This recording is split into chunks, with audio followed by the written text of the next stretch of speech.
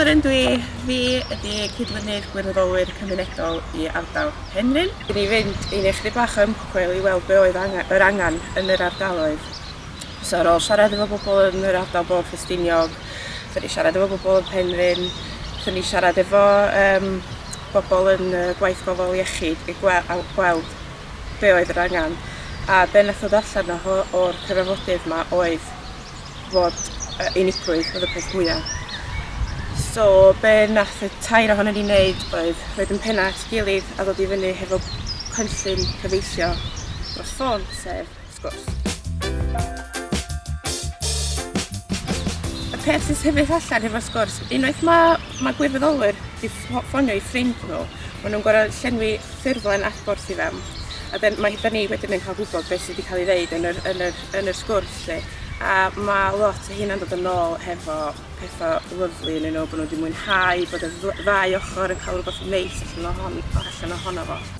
The reason why I became a befriender for Sgwrs was because I like impacting people's lives, supporting them, helping them, and spreading positivity. And I am really happy that I am one of them. So that I can actually do what I love and what I'm passionate about. Being a befriender has been such a great experience. I learned so much and I feel the positive impact of having brightened up someone else's day. That's so great and really, really lovely. Oedd lot o bobl sydd wedi gwirfoddoli ar gyfer y sgwrs. Oedden nhw eisiau'r hyfforddiant, jyst i wybod yn iawn be oedd y ddisgwyl ganddyn nhw a beth sy'n ddisgwyl gan i ni a nhw ynde.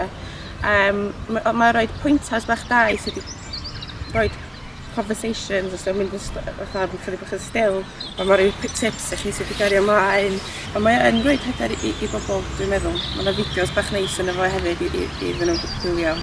So part of what I do is I speak to a local person once a week and as part of that help them to access local resources. It's great to be able to see improvements with my befriender week on week and to be able to help them when some days some weeks aren't so good as others. The training that's provided helps you to be able to talk through some of the person's issues without being judgmental. Because of my background, I'm quite knowledgeable about safeguarding and professional issues that you may not initially think about. But the training covered all those aspects.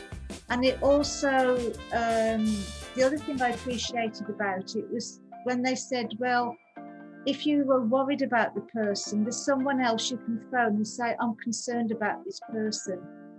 And I get some phone calls about once every a couple of weeks to say, is everything going okay? Are you happy? So they really care for the person who's actually doing the phoning and not just the person who needs the phone call, which I've really appreciated. Mae sgwrs yn un o'r darnau mwyaf llwyddiannus o'r prosiect. Mae yna dros 200 o oriau siarad wedi cael eu cyfnodi. Felly, a da ni'n gwybod bod o'n mynd yn dda gen y ddau ochr. So,